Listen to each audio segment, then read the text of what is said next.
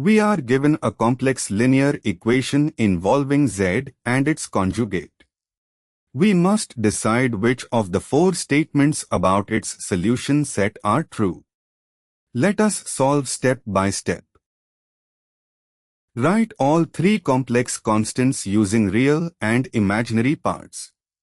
After substituting Z equal to x plus iy, comparing real and imaginary parts gives to real linear equations in x and y.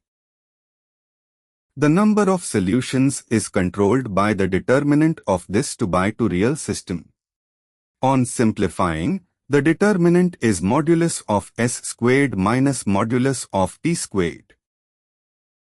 If there is exactly one solution, the determinant must be non-zero, so the moduli of s and t cannot be equal. Thus A is true. But equal moduli only make the determinant 0, the system may still be inconsistent.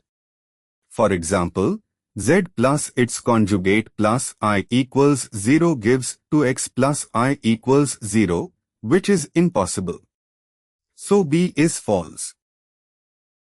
The solution set of two real linear equations can be empty, a single point, or a straight line. A point or an empty set meets the circle in at most one point, and a line meets a circle in at most 2 points. Therefore C is true. If the solution set has more than one point, it cannot be the unique solution case.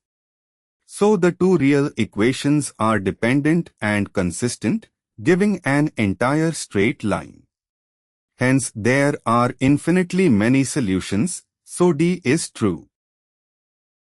The true statements are A, C, and D. For more clear exam-style solutions, keep learning with Acharya.